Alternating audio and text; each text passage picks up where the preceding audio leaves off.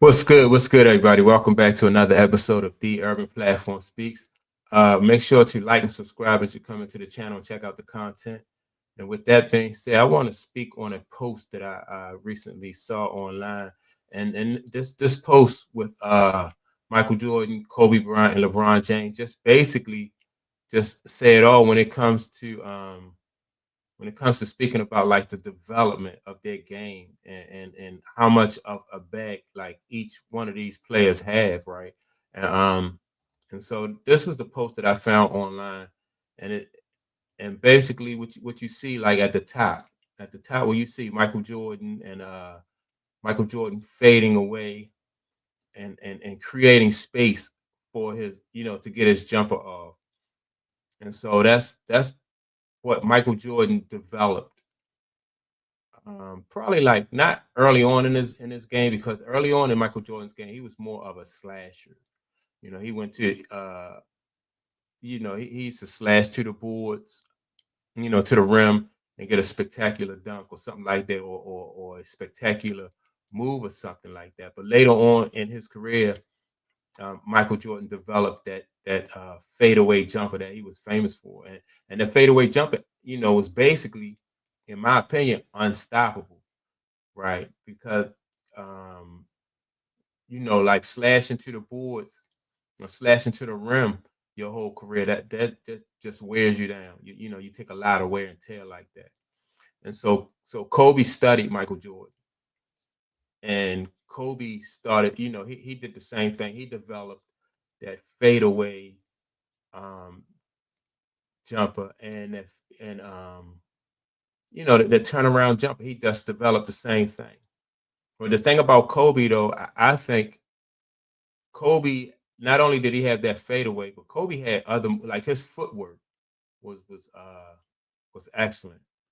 Like, he can get you up off your feet, and he can almost like step around you or position his body to like step around you and jump without leaving his pivot foot. So he never traveled with that move. So if he didn't get you, if you didn't go for the fake, like he gave you a pump fake, and if you didn't go for the fake, then he had at least like about two or three other moves that he could give you, and then he could fade away and shoot that fade away. And next to that next picture at the top, in the top right hand corner, then you have LeBron James, right? And LeBron James never developed that turnaround jumper. And I know people will be like, man, you picking on LeBron, but you got, in order for you to be to be to the level of Mike and Kobe, you got to have one signature shot, a signature shot where, as though you, like, your opponent know that there's nothing they can do to defend that shot, and nothing they can do to uh to stop this move that you get ready to give them. Like, basically, they are at your mercy, and that's the difference between Mike, Kobe, and LeBron. LeBron never had a signature move where, as though people knew that, one, if Kobe got the, I mean, if LeBron got the ball on the wing, that LeBron was going to be unstoppable. What enough you could do, or maybe you could just hope he miss or foul him, but he never had that move. He never developed that, and so if he didn't shoot the 3 pointer and hope that the 3 pointer went, then he would just try to basically like bore his way all the way to the rim, and that was, in my opinion, that was the difference between uh, LeBron, Kobe, and Mike. He was the only one out of the three who never developed like that turnaround jumper. And then, on the next level, when you see the foot speed that and Kobe and Mike had, just to go around their opponents and to and take it to the rim, you know. And again, you see, now LeBron, I thought LeBron had pretty good speed for somebody his size. I think he like 6'9", but he moved probably like somebody who's about like 6'3" or 6'2". He excellent foot speed, excellent at like getting around or getting by his opponent, and especially because he's so big and so strong. Like, LeBron was, he's great at getting to to the basket, getting to wherever he wanted to get on the court, right? But because he never developed like a mid-range game, teams would either put somebody on him who was just as strong as him, which he would probably most likely go around them, but they would just clog the lane. And so when you clog the lane, he didn't have like a counter move to make teams stop clogging the lane. And so again, that picture, those two pictures in the middle on the second level just show, just illustrate like how LeBron was able to, I mean, like how Mike and Kobe was able to beat their opponent off the dribble without just trying to like bull his way past him. And then you got the pictures at the bottom of the screen, right? Where you have Mike and Kobe with their back to their opponent. This right here was classic. Like Kobe really stole this move right here that from Mike. Where Mike was just feeling out his opponent, and he was trying to feel like if he could go baseline, if the baseline was open, or if he was going to go to the middle. And again, when Kobe and Mike got you in this position, you really was at their mercy. If they could go baseline or they could go to the middle. And if you brought the double team, they would pass out of it and most likely got a good shot, maybe even a layup or something like that.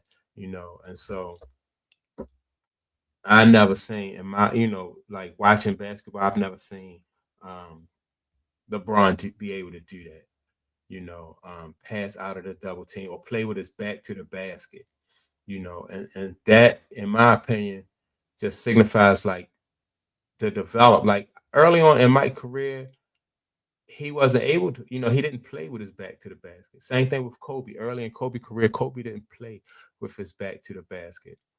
But they just learned how to be more efficient, and they just added these moves to their repertoire to make them more of a threat and make them more unstoppable. And throughout LeBron James's career, he didn't do that. He didn't develop these moves whereas though would make you would have like a defender at his mercy. He the same moves, throughout his whole career.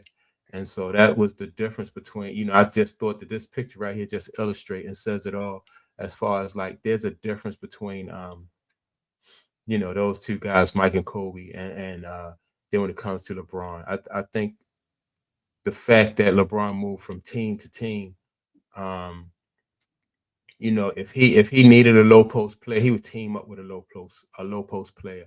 Like when he was with the Heat, he teamed up with Chris Bosh. Chris Bosh was the low post player, and so instead of him developing hit those moves or for himself, he just teamed up with somebody else who had that skill, and then that way he didn't have to really get better because throughout his career, his game has been the same throughout his career. But if you follow Mike and you follow Kobe, you got to see these guys develop their skills and do something different and really get better. And so that was part of the fun of watching those two guys play. And it was the same thing with Magic Johnson and Larry Bird. You seen them just add different moves to their repertoire. And that's what they spoke about over in the off season. They would work on different moves to make them better. Akeem Olajuwon, his footwork in the low post, and then his mid range game, hit the head face, and he got better. And so, but today's basketball players really they don't. I don't know of anybody in the league that have a signature shot where as though um, they really can put you. You just at their mercy, and they can just knock you out of the game, so to speak. When the game is on the line, you're just trying to really prevent them from getting the ball. And so, I mean, I can't think of somebody who has a signature move that nobody in the league can stop. I don't see anybody in the league with that. It's either they get to the rim or they shoot the 3-pointer. Nobody's got a shot like that. It's a dying art, especially the mid-range game. It's a dying art when it comes to the game of basketball. Most of those guys don't you know have a strong mid-range game, and so that's my take on it. Let me know what you think. Don't forget to like and subscribe, and also leave a message. And with that being said, I'll check you all out in the next video. Peace.